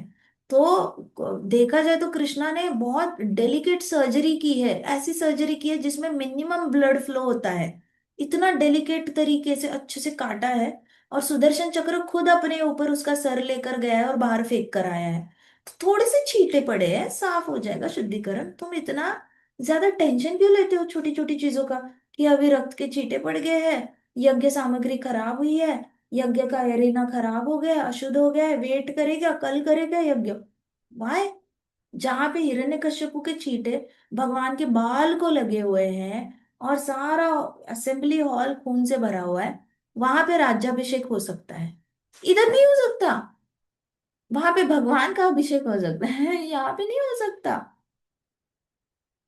तो युधिष्ठिर महाराज वॉज वेरी हैप्पी कि चलो अब आज रात से ये यज्ञ रुकेगा नहीं, रात से ये यज्ञ तो चलेगा। And at the same time Yudhishthir Maharaj इसलिए हैप्पी थे क्योंकि बच्चा महाराज बना। 5 साल का बच्चा महाराज बना, सब महाराज महाराज कर रहे हैं, कितनी बड़ी बात है छोटे बच्चे को महाराज बोलना। So my dear king Yudhishthira, come back to your original question about how Shishupal and others achieved salvation. Narad Muni ji कहते अब मुझे पूछो कि शिशुपाल को मुक्ति क्यों मिली। शिशुपाल ने इतनी गंदी गंदी गालियां दी, फिर भी शिशुपाल को मुक्ति क्यों मिली, पूछो पूछो। तो नारद मुनि जी हंसने लग गए, युधिष्ठिर महाराज भी हंसने लग गए। नारद मुनि जी ने कहा कि इसका जवाब मुझे चाहिए युधिष्ठिर, और युधिष्ठिर महाराज हंसने लग गए। टाइम अप हो गया, हम कल कथा करते हैं, ठीक है। ग्रंथराज श्रीमद् भागवतम की जय। शिल प्रभुपाद की जय। श्री श्री राधा श्याम सुंदर की जय। श्री श्री कृष्ण बलराम की जय। वृंदावन धाम की जय। समस्त भक्त वृंद की जय। हरे कृष्णा कृष्णा कृष्णा हरे हरे, हरे राम राम राम हरे हरे। हरे कृष्णा संकीर्तन की जय। हरे कृष्णा माता।